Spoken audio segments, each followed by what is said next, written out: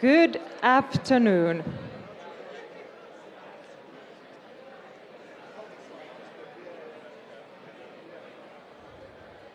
We are about ready to start.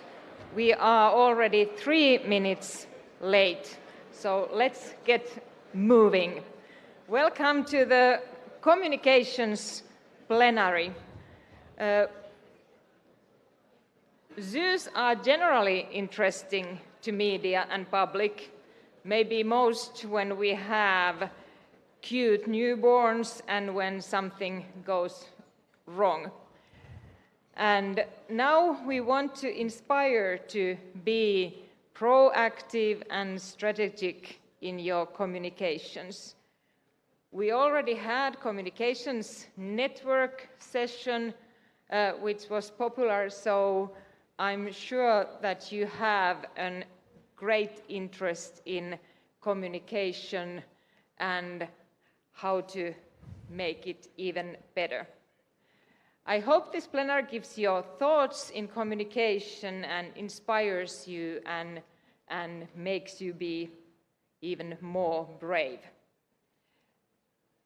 If you are inspired in this session, you most probably are interested in also the communication guidelines of EAZA, which will be on Council on Friday, and if they are approved, then delivered to the members, and also reminder of Communicators Network, which have 4 sessions annually. There is a chance to send questions in the 𝗦𝗹𝗶 app. You can see the chat section. We don't have time to answer here, but speakers will give the answers afterwards. And now, may I present to you keynote speaker and the moderator of the panel, Sallamaari Muhonen. Sallamaari is an expert in public affairs, digital communication, and media crisis management. She has written a book, Social Media and Reputation Crisis, based on studies and her own experience. She has also been a city council member in Helsinki, so she knows also politics. Currently, Sallamaari works as CEO in Electrotechnical Trade Association and in the board of the International Umbrella Organization of Electrotechnical Wholesalers Trade. Welcome, Sallamaari. Stage is yours. Thank you, Sanna.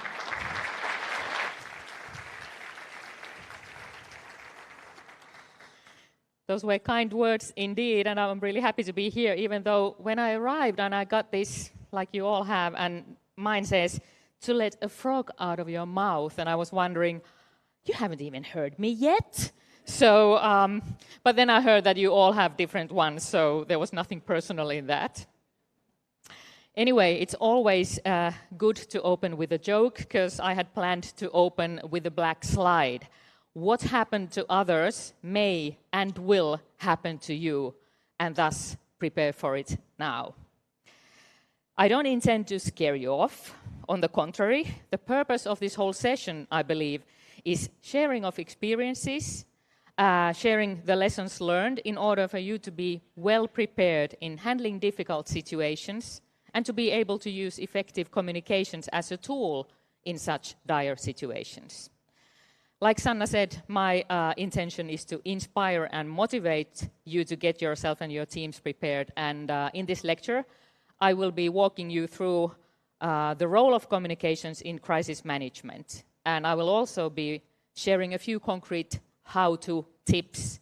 And your distinguished colleagues with me there in the panel later will share more expertise in zoos and aquaria. So I hope that this proves out to be not only inspirational, but also useful. What is a crisis then?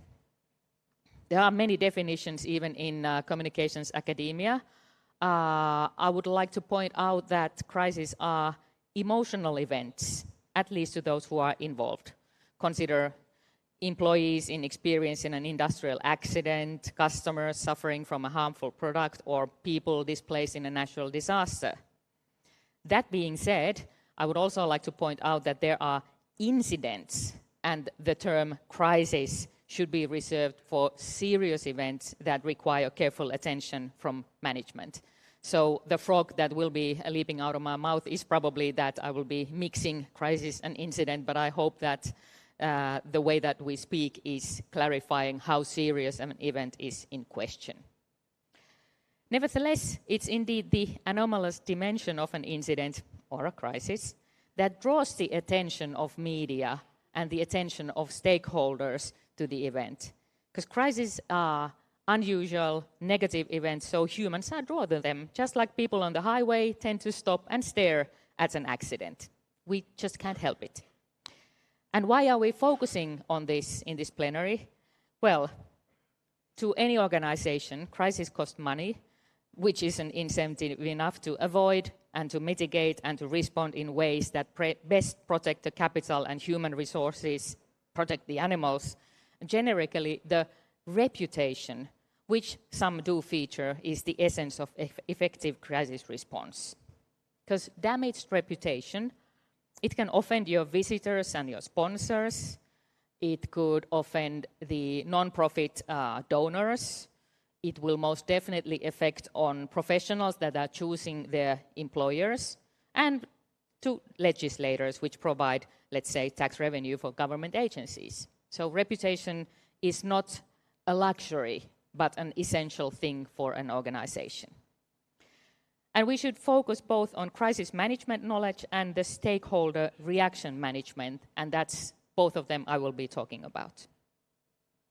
Crisis management chooses to prevent crisis, to protect people, property, financial resources, and the reputation assets. Basically, crises are threats, but how the crisis is managed determines if the outcomes are threats or opportunities. Effective crisis management can result in stronger organization, and that's exactly what I wish for you guys.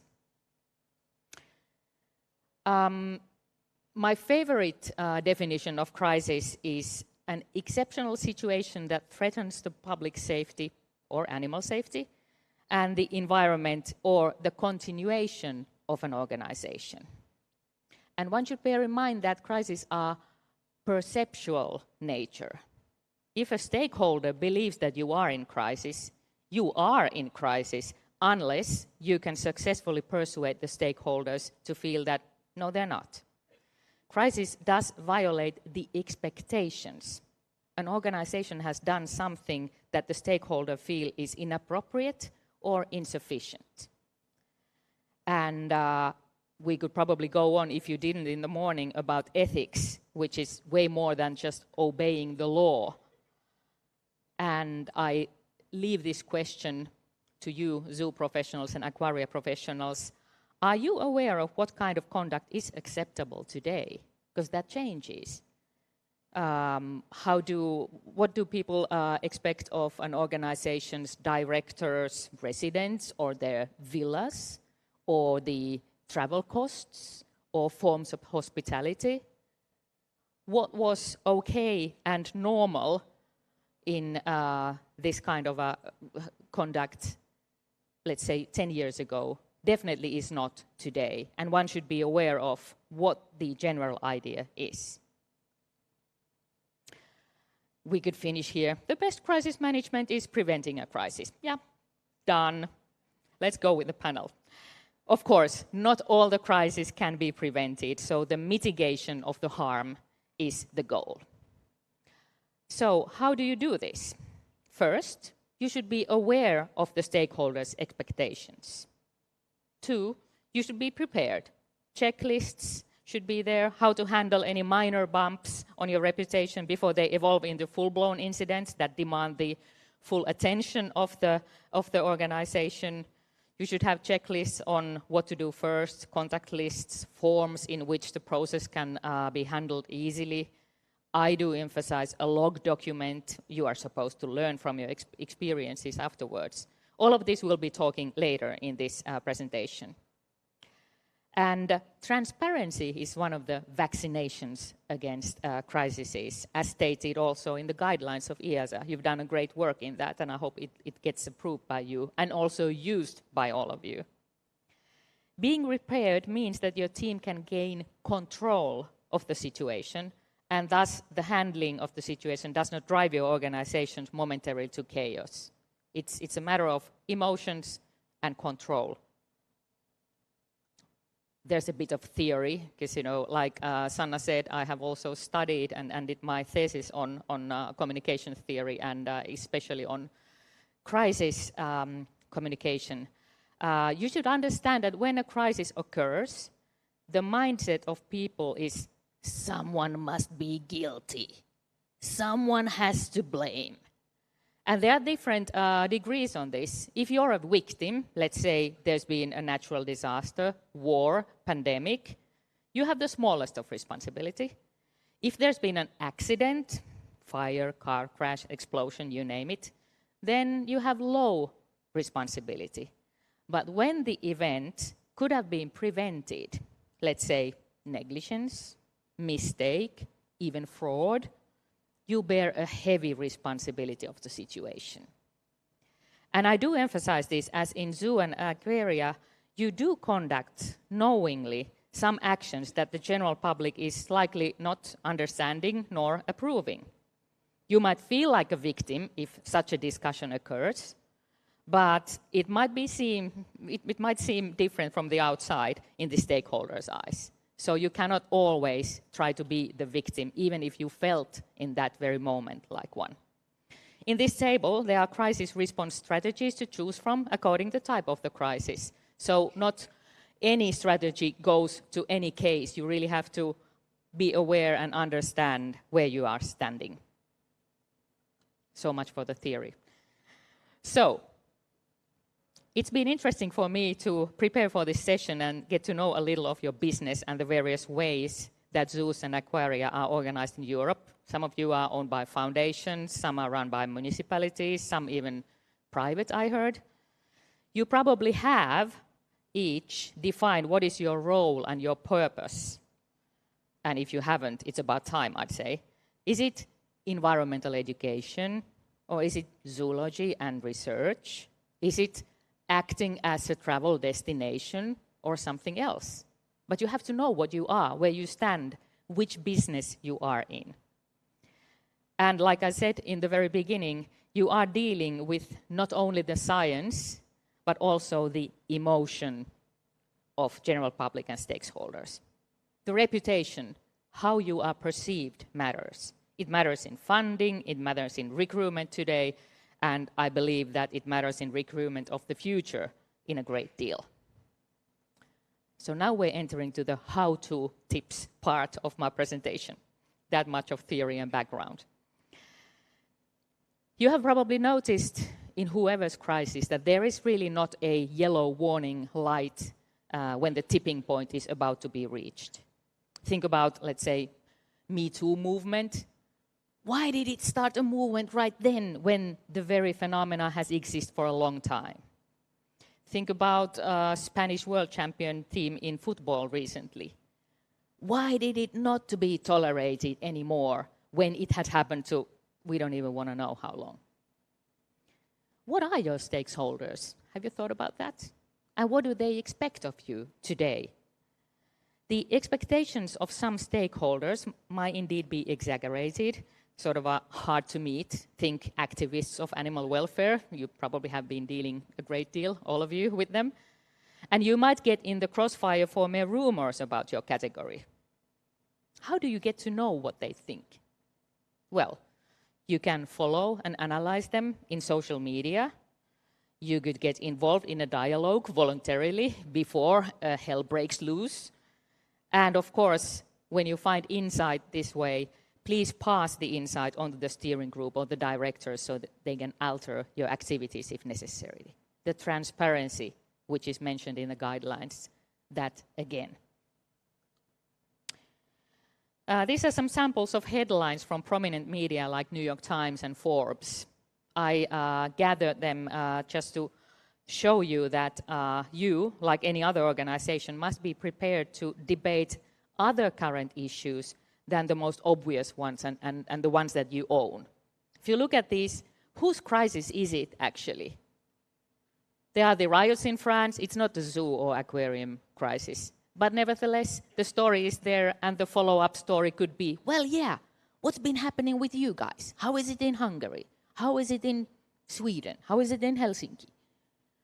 And if you see the heat of financial crisis as authorities run out of money to feed them, again, not exactly a zoo crisis, but somebody else's crisis that affects, at least in the eyes of media, also the zoos. You should be aware and prepared to a variety of issues.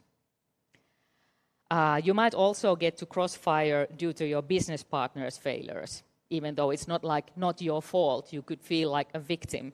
But there could be E. coli in the restaurant of your zoo or aquarium, or they might find out that there is child labor behind the toys that are in your toy shop. I mean, think of all the horrors that you can imagine. Most of them might have something that affects how you guys are perceived. You might even be a hobby horse for someone to promote their own agenda. Think about politics nowadays, competition of funding in the era of budget cuts. It's not your fault, it's not your crisis, but ta-da, there you are in the middle of at least a heated media moment. A few words on social media. That's definitely a factor of modern times. I don't know how many of you use actively one or two social media outlets? Quite a few, I'm glad. If I was in the European electrotechnical meeting, then I would get way less hands. I'm proud of you guys. So, social media, it may generate new kinds of reputation crises to organizations and thus pose a new threat to organization, but it's no reason to go down to the cellar and hope that nothing ever sort of hurts us. Because at the same time, social media is a tool and practice for monitoring pre-crisis, like I just said, and for verifying information during the crisis situation, as well as for the post-crisis dialogue with stakeholders. Thus, the social media should nowadays be included in the toolbox of modern communication leaders, and I was really happy to see those hands you are down there. And I noticed that the EAZA guidelines, quite right, stated that you should use the social media at least to the extent that you understand the various channels and how they function and how the audiences do act in each channel. This is the single most important takeaway of this lecture, or actually the single most important takeaway from any of my lectures on this very issue. You should communicate first to the stakeholders whose trust is vital to your ability to function. Remember, I quote, "A crisis violates expectation. An organization has done something that stakeholders feel is inappropriate or insufficient." Often, and I plead guilty myself, often the attention is given to where the most of the smoke seems to be coming out of. The incident or crisis is not solved by debating with the media or in a fierce chain of posts in the social media. You have to think about whose trust is vital to your ability to continue your function. And always, always inform them first. And then you can get involved with the journalist in question or the social media debate. Whose trust is vital to you? Have you thought about it? Is it the board of your zoo or aquarium? Is it the donors or the volunteers, the regulators in your country or EU? What I learned through the case studies that I did for my book was that every single director said that looking back to the incident, they had completely forgotten in the heat of the moment to keep their own staff informed. So your own personnel definitely is one of the top most important stakeholders, but so very often neglected when there is an incident going on.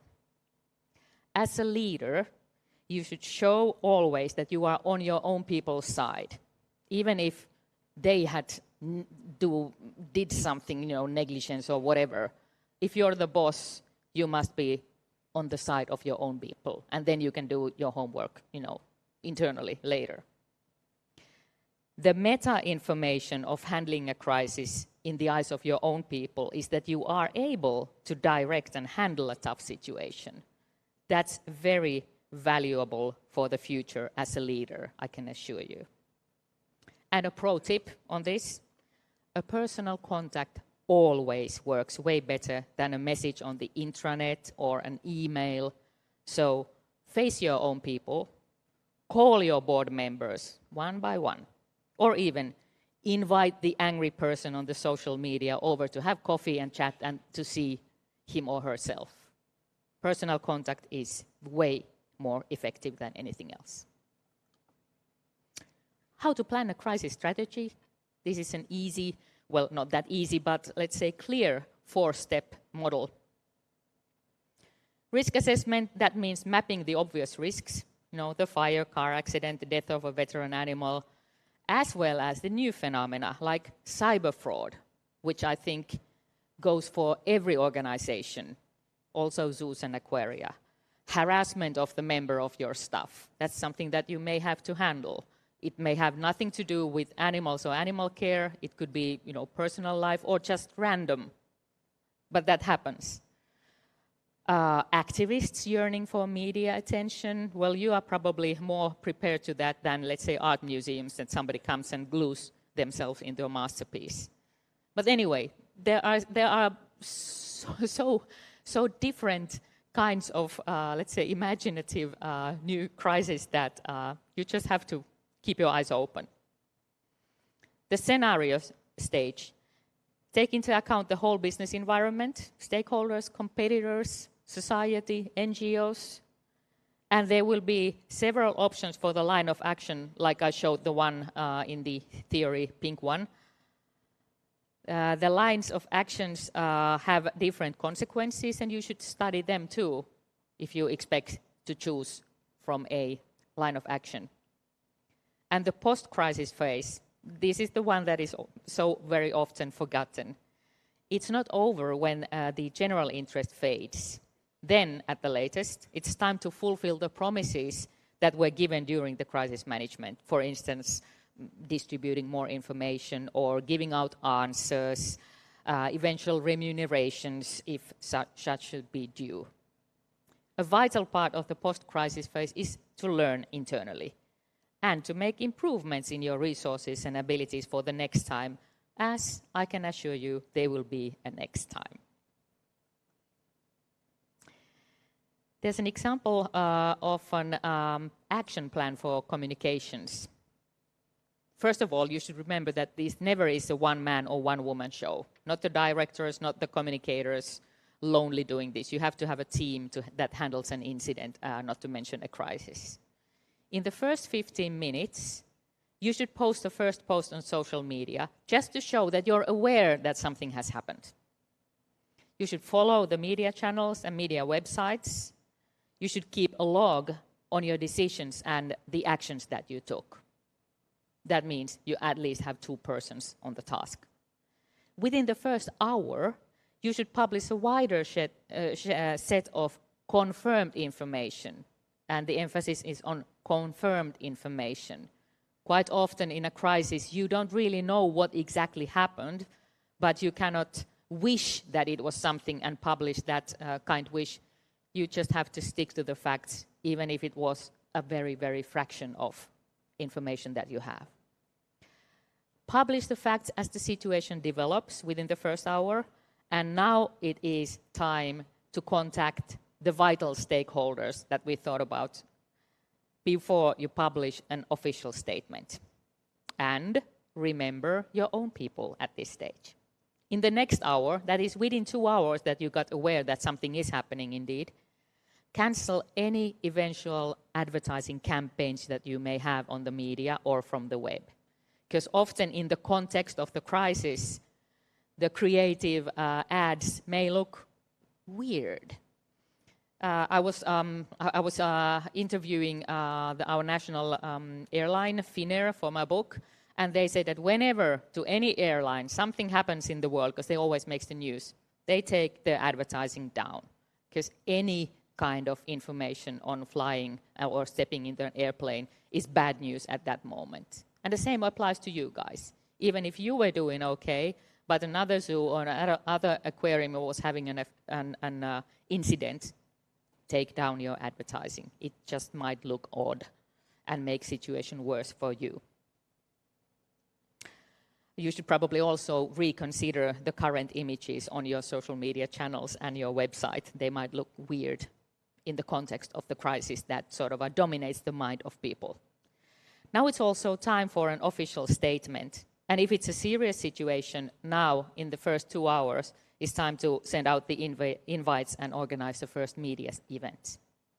During the first day, that is within 24 hours, you should keep the general public and the media aware of the developments by posting and distributing updates on facts as often as possible, as often that there is something new that is, confirmed. And if necessary, publish new press releases or statements.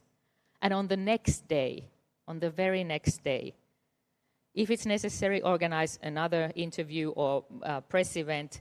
But you should now shift the focus on repeating the horrors that just took place to communicating the actions that you have done or decided to do for preventing similar accidents or incidents to happen again. Super simple plan, but you have to act fast, which means if you want to be able to act fast, you just have to be prepared, have those tools in place. Okay. And this is another key takeaway for you if you already don't have this sort of a simple to-do list available. Do at least this. When you have had your fantastic conference here in Helsinki and you leave home in the weekend and next week on Monday at work, do this if you don't have this in place yet. So first, collect the contact list on the key persons of your stakeholders, now that you're identified who are these stakeholders. And you should update and maintain that list. It is so often, and I plead guilty myself again, that it's just scattered around, that the persons have changed, that in the CRM is not quite up to date. This is something that you have to do and keep there, and limiting it to the vital stakeholders. 2, and again, I plead guilty myself, you should collect the usernames and passwords to all your social media channels and your website communication system, as well as to your media follow-up service and to your material bank. And make sure that these are stored in other places than just your intranet, as the crisis might be a cyber one that prevents you from using your network. 3, assemble a checklist on the actions that you should do first. Do at least these. Because, it's emotional also, the people involved in your organization within a crisis. You're not at your most creative when there is that kind of a stress on. It's good to have, I'll do that, I'll do that, I'll do that, and I'll tick that box too. Laminate this one on paper and put it on the top drawer. Make a couple of them so that when porridge hits the fan, you can take it and see that, okay, we'll do like this. This is a relief. This is like the insurance to have it over there. And number 4, it's when everything is peaceful, it's good to prepare questions and answers packs to those identified risks and issues. And I'm super sure you have identified at least a few. And draft some bases for press releases. And when you're preparing these, the law experts that you may have in your organizations or within your grasp, they are for once really, really useful and recommended. Because in the heat of the moment, those guys are the ones who are saying, yeah, but then again, it might be, and your responsibility, they would definitely slow you down. I have experienced this. There's a lot of testimonials on this. But when you are preparing in the peaceful, normal time, the law experts are really, really handy when you do you sort of pre-prepared sets.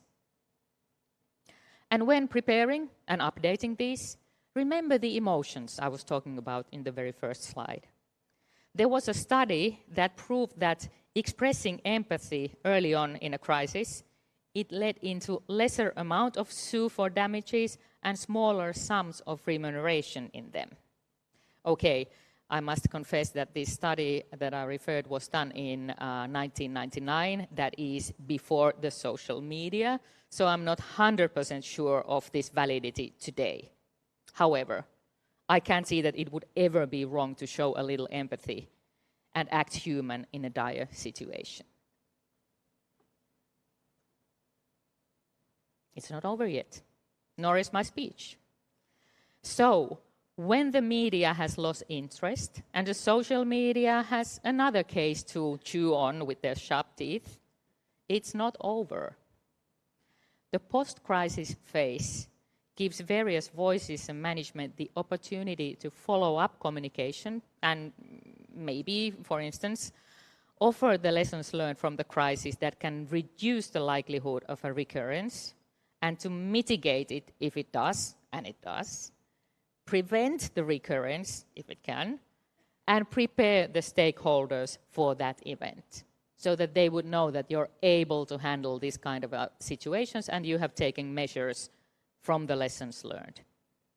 And this is indeed a time when an organization can renew itself. You cannot, and you shouldn't be simply seeking to return to business as usual. You should be ambitious enough to position yourself to become different and better. And the experience that you just had offers a lot of food of thought and material for you to be better as an organization.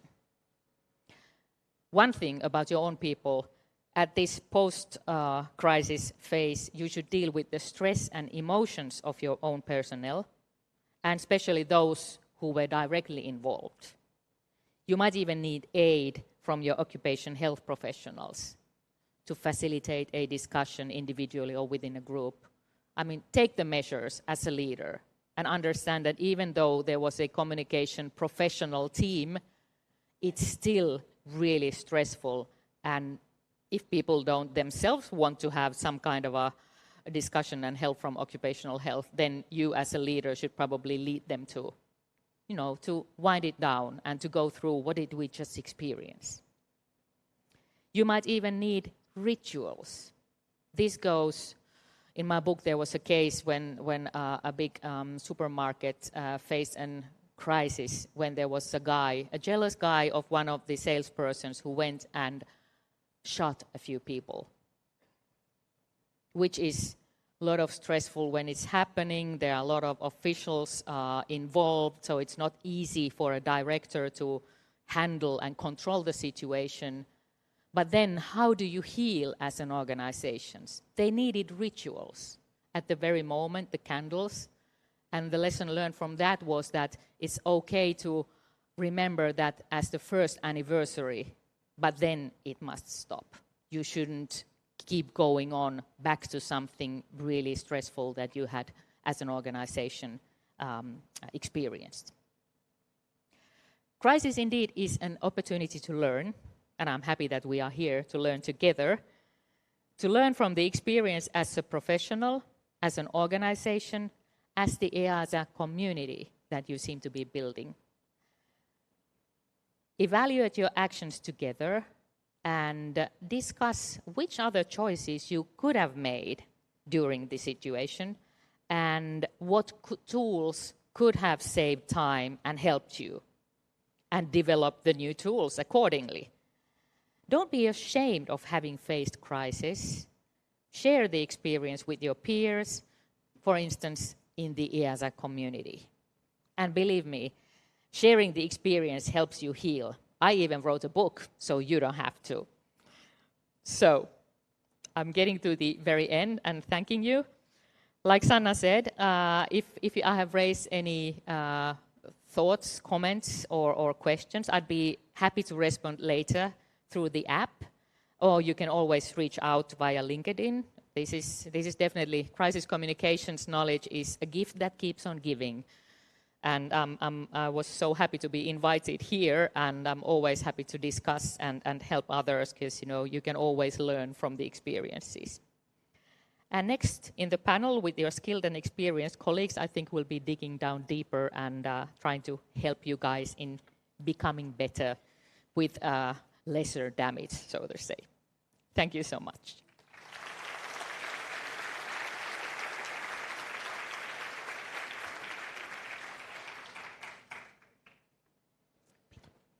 Thank you very much, Sallamaari. And I'll invite more communicating specialists to the panel to continue discussion.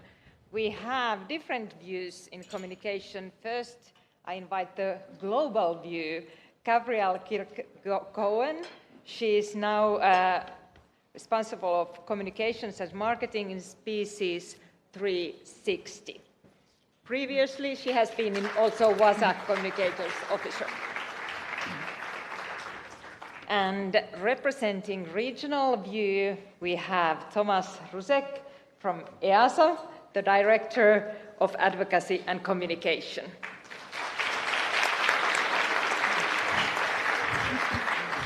And the local view in the panel is from Korkeasaari, 𝗏𝗏𝗺𝗏 Communications Specialist. Welcome all.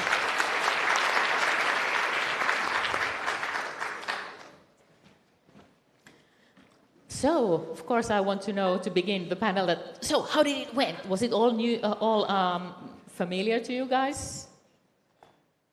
Yes, yeah, I think. Yeah, okay. No, I think, really stressing the importance of being prepared and really having your crisis comms prepared and ready, and knowing who your stakeholders are and what you're communicating is so important.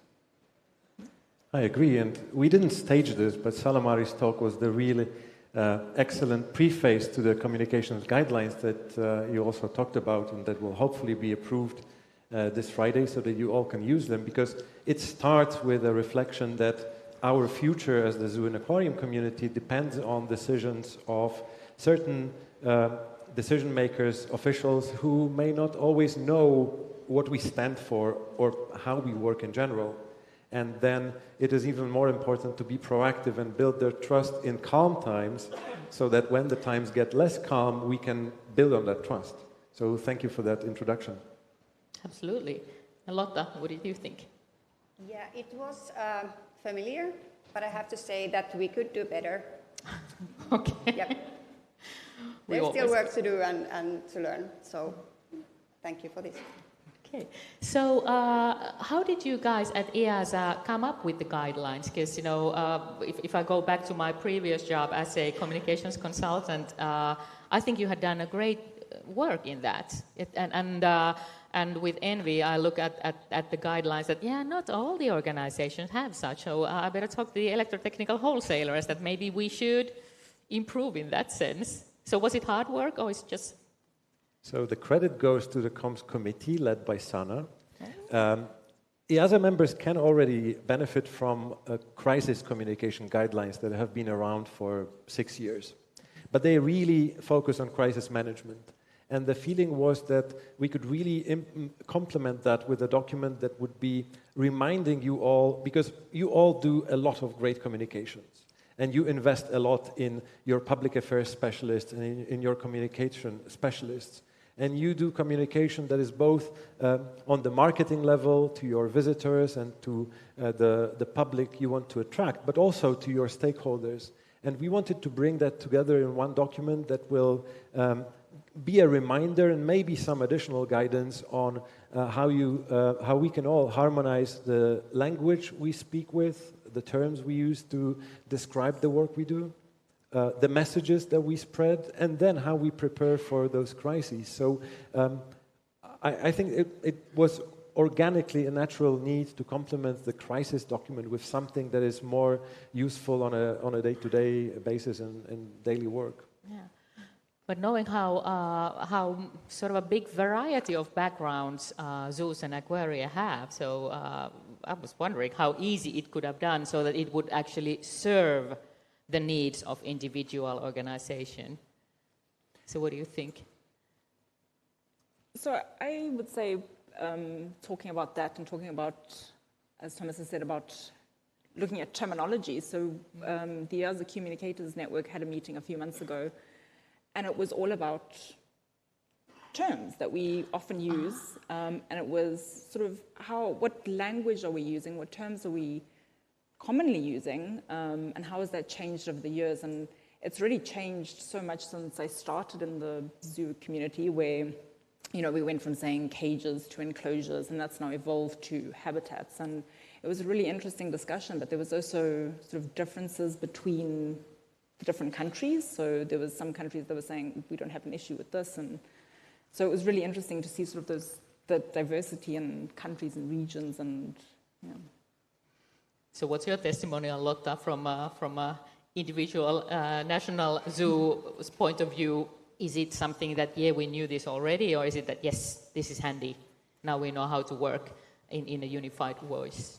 Well, I think we all live in our own countries and own societies, so it can't be exactly the same in each country. We just discussed on the break here that Finland is different from France, for example, and the media and the politicians and everyone. And we don't have a zoo minister in Finland, unfortunately. But it's definitely useful to have this kind of so that we work together, that we have a common voice, because we are, as you said, if something happens to one zoo, it happens to all of us. Yeah. So we have to kind of be able to speak with one voice. Yeah, we in Finland have this saying, no animals involved, that you shouldn't be really happy if your neighbor's sauna gets burned, because, yours will be the next. So in that sense, the idea of a unified voice is indeed a good insurance. And if I can comment on the unified voice, the intention is really not to speak with the same words. EAZA has members in 47 countries with 47 different cultures, sensitivities.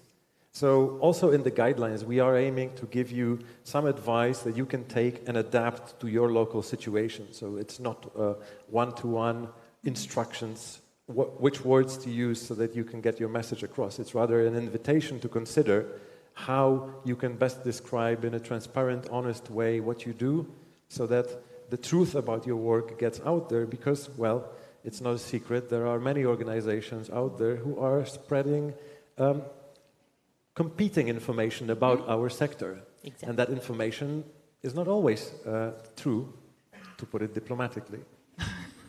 That was very diplomatic. That's the empathy part. But if we go down to details, I was wondering, and I would like to ask from your professional opinions, how well do you think that individual zoos and aquaria know their stakeholders? Because at least when I was working as a consultant, the part of who is actually vital for the continuation of your business, that was a question that really sort of puzzled many leaders. That, who are they really? Because you tend to sort of walk past it and you're so busy with your everyday work that you don't really think whose acceptance is important. How do you see, how well are the zoos and aquaria doing in general in that point of view?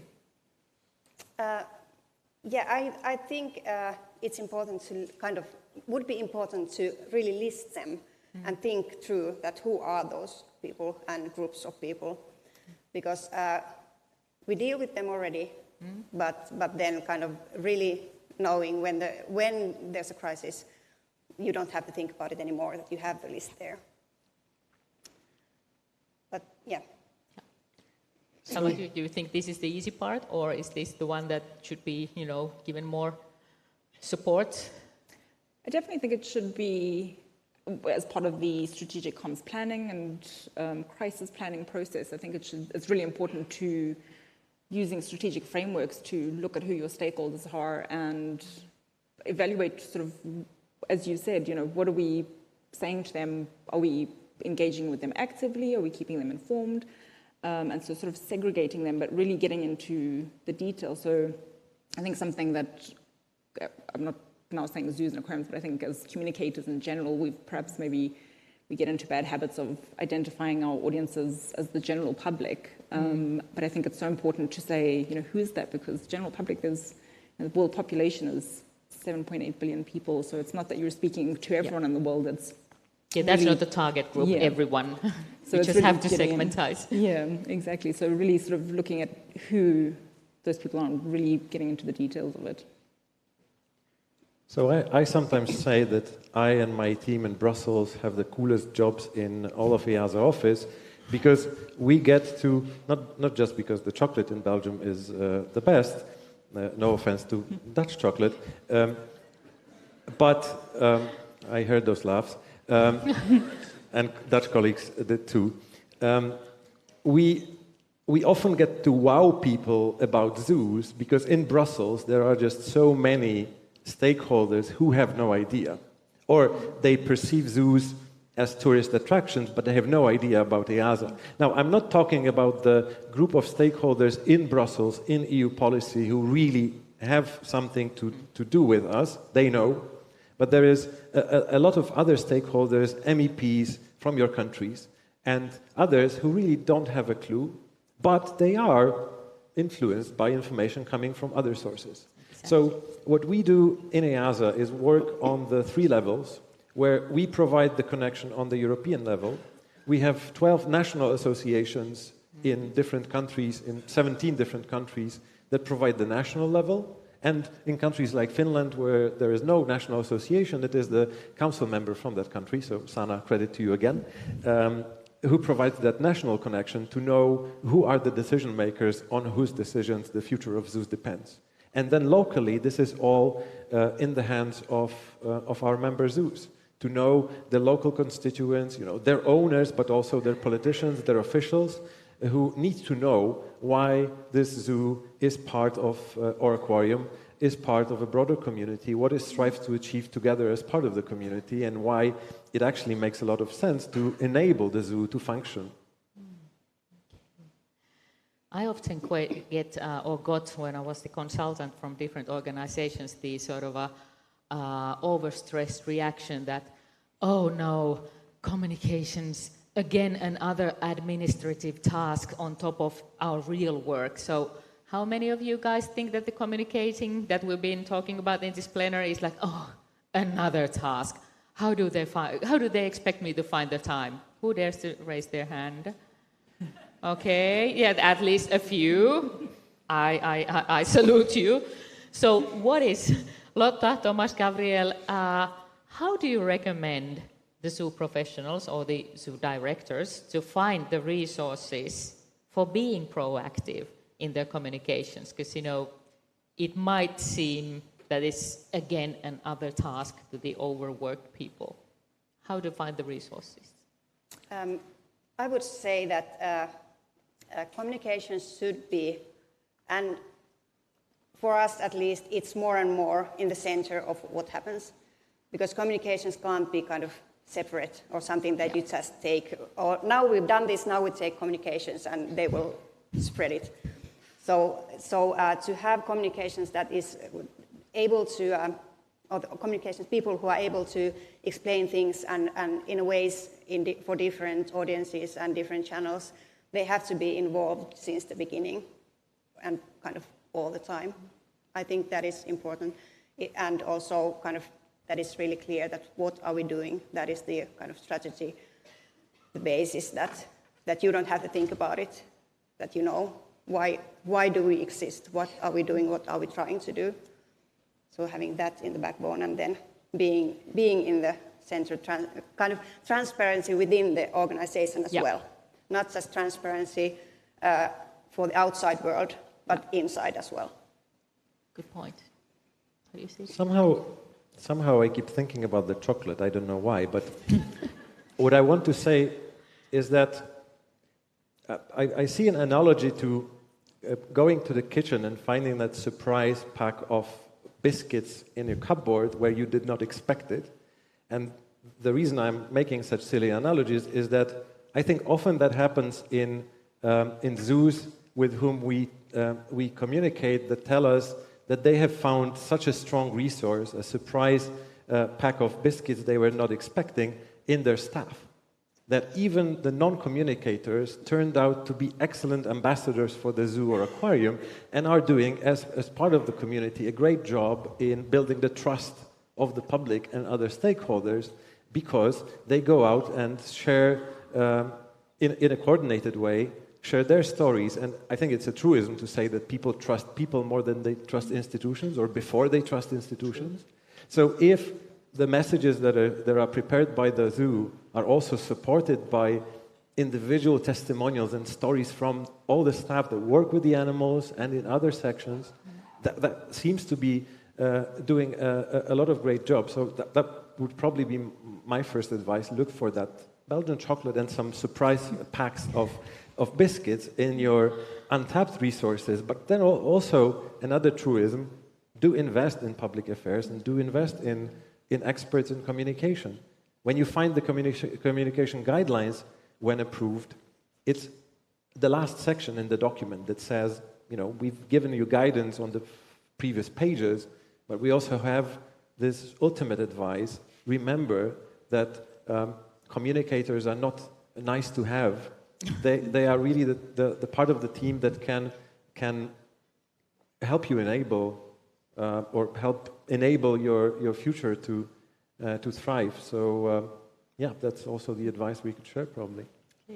I agree, and to add to that, I'm talking about the staff that are great ambassadors. I've seen many zoos and aquariums where some of the staff, they're really passionate, they love what they do, and they have, you know, really big social media presence, and in some cases they, you know, might have more followers than the zoo themselves, and they're a fantastic ambassador to exactly personify the brand, give credibility, and to show what they're doing, and also to give a face to this organization, so that you're not some faceless organization. You're showing the passionate people, and I think it's so important to empower your staff, give them, you know, help them to be able to be ambassadors for your organization, help them to communicate and talk about you, because it is a very authentic channel. And then I think the network is the zoo and aquarium community as a whole is a fantastic network to refer to leverage as a resource, because we often all face very similar problems, issues, and it's a fantastic learning experience to see how perhaps another zoo or another aquarium has dealt with something that you have already faced or that you might face, and to leverage those networks, so the EAZA Communicators Network and conferences like this where you can meet and connect with people, I think is a really fantastic resource. Yes, I would reckon that also for you zoo and aquarium people, it's way easier to work in a network way, or the communicators network, which is new, I believe, once that you have met, so that you got the faces and not just the email address. It's like super easy to talk or send messages and share when you can trust someone that you have met for once. Yeah, I have to say that I hope that from now on, communication people are going to meet each other, like the animal people and educators and everyone, all the others meet in person, because I think it's really important to get to know each other, like not just through their teams. Oh yeah, I think we're all super fed up with the Teams, even though it's a good tool in certain ways in order to hold a meeting, but not necessarily to get attached and to build trust. Yeah, and especially if it's a crisis situation, when you contact some other person, it's much easier if you know him, her. So yeah, so the directors are encouraged to say yes if somebody wants to travel to a network meeting or to organize and host one.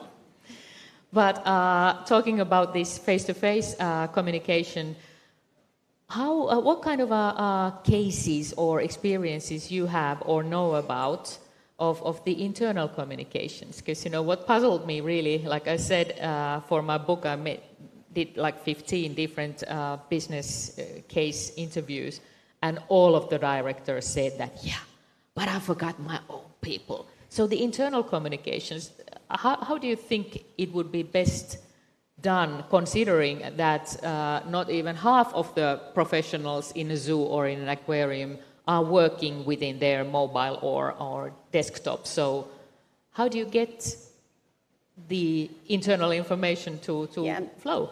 And they are not at work at the same time necessarily. Not everyone is True. there. Yeah. So how do you do it? Or is it just a wish, but we just cannot facilitate it? We have to be able to facilitate it. What do you recommend? Well, yep. Go ahead. I think we've seen also fantastic examples over the last year and a half.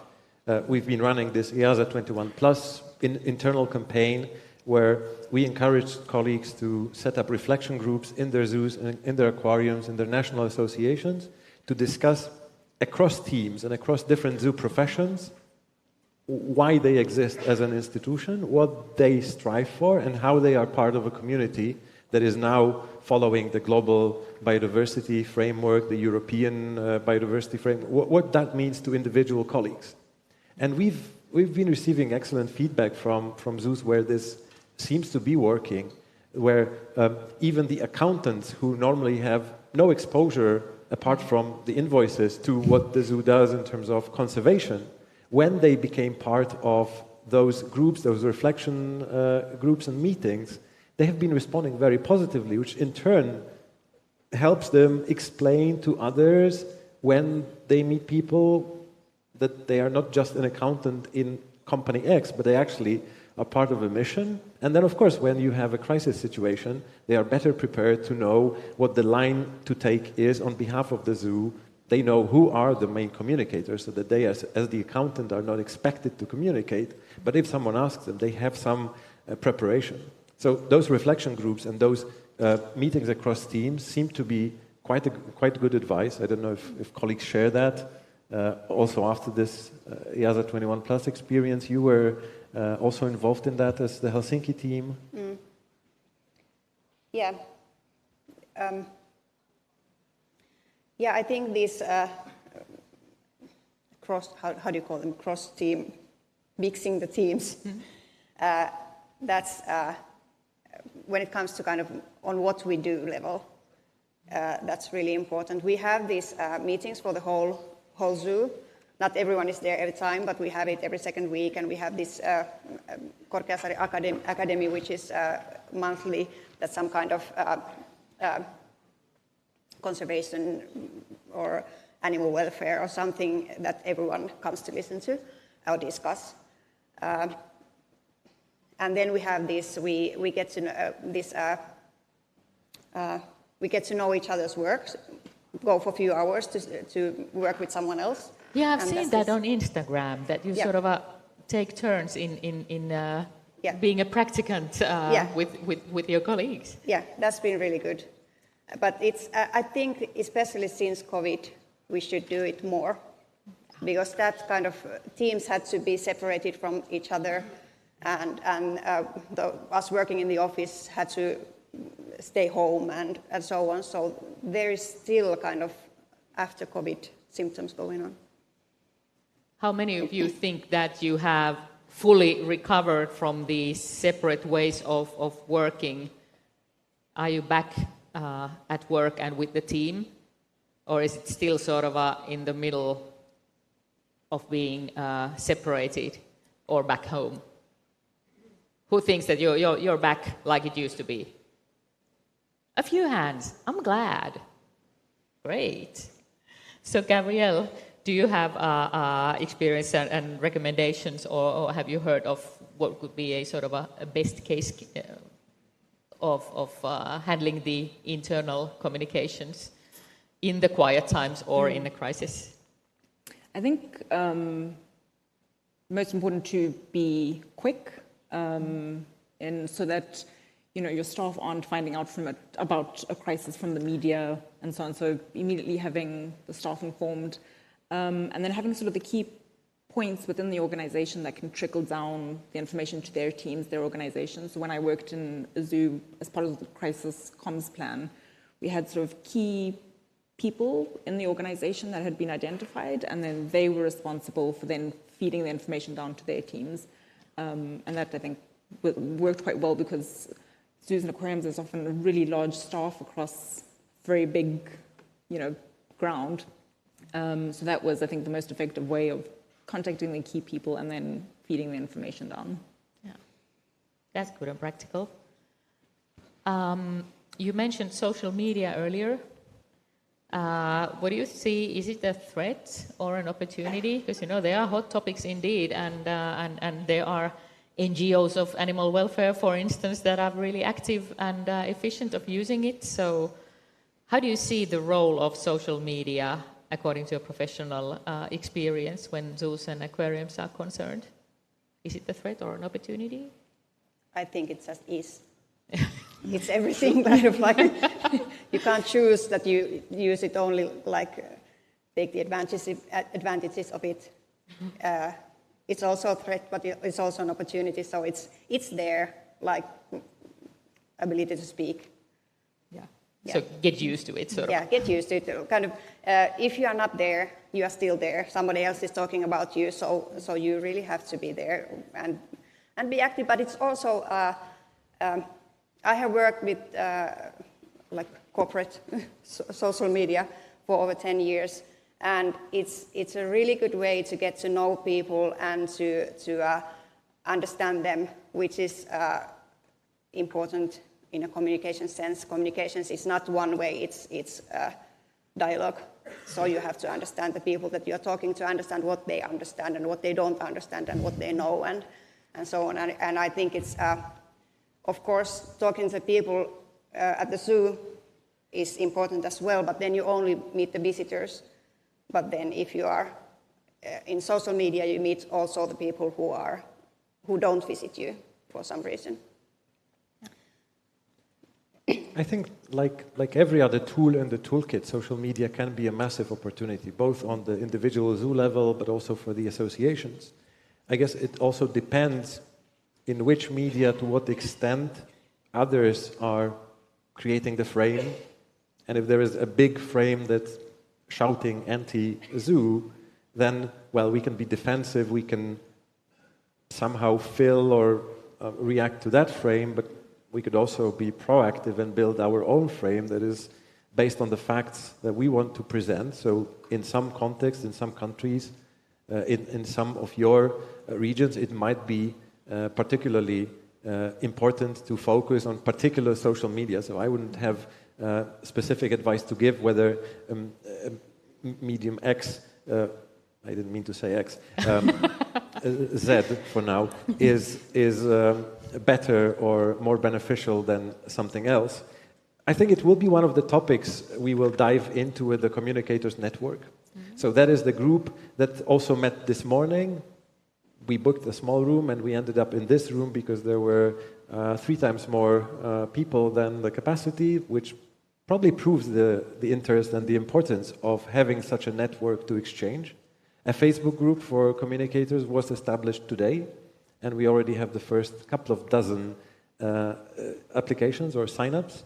So when this group meets a few times a year, we will certainly want to compare colleagues' experiences with different social media, how it works across the different regions and in different experiences.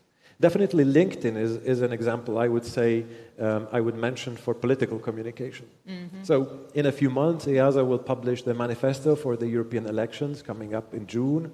There is a lot of campaigning already around animals. Not a lot of that campaigning is focusing on zoos, but like with every elections to the European Parliament, we will publish the main points that we want MEPs or first MEP candidates to understand. We, as the European progressive zoo and aquarium community, want them to be MEPs that understand why there is a European zoo community and what it stands for. And then, of course, the advice to you as individual zoo staff would be to use that manifesto, but also meet your candidates and your MEPs via LinkedIn as one of the tools. Of course, you can arrange in-person meetings, you can meet them in different conferences, but I think particularly LinkedIn has become that professional communication tool for this type of strategic public affairs and political communication.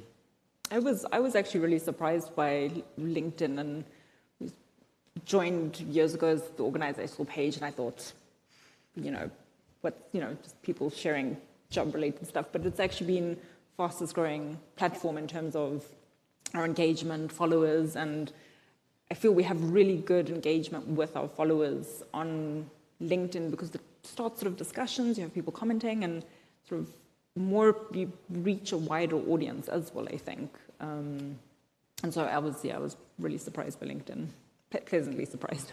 Yeah, I've been in LinkedIn since I don't know when, and it's been a little bit boring, quite a long time. But I think it has changed a lot, and it has kind of taken from X. That then kind of X is becoming so negative, and LinkedIn is kind of a little bit overly positive, but it's a lot easier to discuss there and kind of bring things up because it doesn't get like slashed all the way. True. But one thing about social media is what I was thinking earlier in this communications committee, that young people don't use the traditional media. And there's also the fragmentation of media and the trust on media, which is a problem. So one thing that needs to be we have to think about is how to reach the young people and how to convince them. And it's not the same kind of, like TikTok, for example, is not the same kind of platform as LinkedIn, definitely. but kind of that is the place where to reach people and young people and Instagram. But of course, as a zoo, you have to think about the channels on which you can handle properly.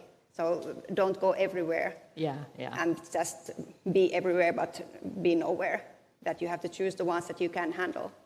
I agree. I referred in my speech a couple of times on the recruitment issue and where to get the future workers, the professionals. How would they choose this whole field? Because that has indeed been the big issue for quite a few trades that I've been involved with. So how is it with you guys? Is it easy to get the youngsters, the young, hopeful, bright-minded, brilliant people straight from university or on in other routes? Is this an issue of communications for zoos and aquarium? I found my job on LinkedIn, but I wasn't a youngster anymore. It is an issue, and it's often discussed in the EAZA community how to make sure that the zoo jobs or jobs around our community are still perceived as, for the lack of a better word, as sexy. That is super attractive. We know how exciting it is, but how do people who don't know it yet, how can they find out? And that links also nicely to one other point we are highlighting in the guidelines, and that is use the power of the network and of partnership to mention each other and to give credit to each other. And so we can mention the partners we work with, but in retrospect or in parallel, it's also important for that challenge if our partners, the conservation organizations, the welfare organizations, everyone else we work with, mentions us in a positive way as partners, as collaborators, so that the potential zoo employees hear it not only from us, but also from the others, that this is actually a trustworthy sector to be professionally interested in. I don't know if you share this opinion. Yeah, and one group of people is the ones that we have hired, who have had a summer job, or not necessarily even at the zoo, but if the restaurants are not our own at the restaurants. Everyone who is kind of like, when they have worked for a few months on a zoo, they are considered insiders on their own group of people. So if they don't know what the zoos do, and if they are hesitant about that, is it really okay, and so on. So then they will tell their friends, and that is still a lot stronger message when it comes from an insider, that the zoos are, it wasn't really okay. So we have to really put kind of effort and on those working for us only, or those who are on a training on zoos, that they know what we do, because they spread the word. They don't necessarily all stay there forever, but they will spread the word and tell after 20 years that I worked there, and it was amazing. Yeah, that probably has to be borne in mind, and even those who are there for a short time, not committed for the life yet, that they are actually important to be treated in a way that they would be the ambassadors even afterwards. How do you see globally, Gabrielle, is the recruitment of future talent an issue for 𝗬𝘃 and 𝗥𝘂𝗻?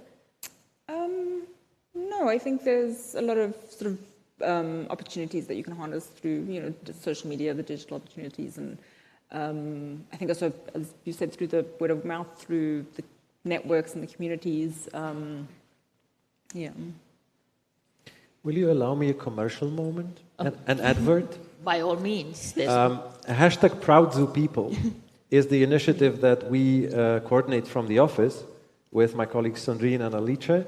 And if you haven't been featured yet, or if you haven't thought about encouraging your colleagues yet to become a Proud Zoo person and be featured on the Instagram to tell your story or their story about what they do and why they like it, and how they got the job, how they found this career path, and what advice they have or what they take from the community, I think that's an additional source that we provide as EAZA that can, if people from outside zoos see that can inspire them and show them the diversity of the exciting zoo professions. Thank you. Oh, that's good to hear, and I think that was practical enough. And there is an option for any one of you guys to take advantage of. I was asking about this recruitment issue due to the fact that we are in Europe a graying continent, so that when the generations are smaller, then of course there is a competition. But I'm glad to hear if you don't feel yet that the sexiness wouldn't be there in the jobs that you can offer for future talent. How about, we have been talking about the EAZA community and the guidelines that are coming in. How would you recommend, if people were encouraged earlier today or during my speech or after this panel that, we have an experience, I want to share how it went in TikTok, or I want to share how we handled this crisis and how it felt like, so that others can learn. What will be the concrete way of sharing the experiences within the EAZA community? Is it just limited to the communications network, or is there a way to say that, hey, we have a thing to say, where's the platform? Well, the communicators network is more than 200 people, and I have a feeling it will be slightly larger after this conference. Okay. So it's already quite a strong group for such exchanges. I think we will continue this type of plenaries in future conferences. And that's a promise. Well, based on great reactions already we've seen to a really inspiring keynote today. Thank you for doing that. Plenary will take you far, I'm telling you. But I think for us, of course, EAZA members can count on the support from the communications committee, from the office in many situations. But I think the network is that expanding place where this exchange can primarily happen, if that's a practical invitation I could share. I'm sure it's also in other networks. I know that many of the national associations have their communication groups, network committees, where they can maybe take the same content but tailor it and discuss the nuances of working with that in their country. So I think the combination can also be something interesting. And of course then the WAZA global context is probably also interesting to compare how that works in different continents. Yeah, I agree. I think the associations, regional, national membership bodies are a fantastic asset, and really good to bring people together and provide resources, and definitely provide a good sort of channel for bringing that all together. Yeah, I'm actually looking forward to the Facebook group where people are just like people. Yeah, that's like super simple. It doesn't have to be more formal than that. Yeah. Even though plenaries like this are quite a pleasure to attend and a great forum to sharing the experiences. Yeah, I just hope that it's going to be active, that people are going to post there and discuss there. In itself, it doesn't work. It means that we have to do work with it. Okay, for the final topic for us to tackle is the issues, because risks become issues, and issues easily become incidents or even crises. There are the obvious ones that I also mentioned that I believe all of you have even experience of. But are you planning on drafting a sort of a Q&A to the issues, or are these so national or local that it would not make sense to have a sort of a general package prepared for each issue? What do you think? Well, we have our own crisis manual, kind of, that we could, I think, make into an easier format and laminate it. Laminate it on the top drawer. Yep. But now I lost my thought. You think that it would make sense for the global or European organizations to identify the issues, or are issues so local that it doesn't make sense? Yeah, well, to me it seems there are, of course, things that you can expect and kind of know that if this happens, it's going to be a crisis. But there are also kind of like, maybe not crisis, but incidents that are so random that it's really difficult to deal with. Like we had last year, 2022, we had the forest reindeer that came to Helsinki. They live in the central Finland. They don't come to Helsinki normally. And we didn't even know if it was a forest reindeer or reindeer. And so that was one thing. And then there was this cat? Yeah, several. Yeah, there was that. Somebody had bought it from Russia, and that was connected to us, of course. And then there was this walrus. Yeah. And now we are waiting for a mammoth. So it's really like, it seemed like we can't imagine what can happen next. But of course you can be prepared somehow and have the kind of the how to deal with. And then you just fill in the boxes. Okay, that's definitely, those are cases to share. Yeah. And the walrus thing is not over, because the Natural Historic Museum in Finland is expecting to have it. It has been in taxidermy, and it's about to be in the expo. So yeah. And be prepared. There's a rerun. Well, we are going there on Monday. Okay. So we got a slot there and going to meet the media as well to be able to tell our side of how it went, because. That's really good. So it's the sequel, or let's say the revenge of the walrus, or something like that. I'll watch that on Instagram. So what do you guys say? Do you think that the global or European community could do, issue identifying and preparement for Q&As and so on? Is it worthwhile? Yeah, I think so. I think especially if you do, for instance, like a pestle analysis, so looking at the political and economic and technological and environment, and you can look at sort of what's around you locally, but then also more globally, and you can prepare for certain things within that. But I think there'll also be, you can prepare a lot, but then there'll also be things that you haven't prepared for. But I think if you have your strategy and your plan, it can really help. So when in my previous role, when I was we had sort of comms plans on, but what we didn't expect was an email campaign. And so an animal protection agency started a campaign against us, and they started at like 5 o'clock on a Friday. So, they were really trying to make sure we couldn't respond quickly. And we were just bombarded with thousands and thousands of emails, and it was people sort of going onto the website and putting in their information, and it would send an automated email saying, this. And so what we did is we quickly prepared a statement. We explained our side, we spoke about it, but then we used the emails as a tool.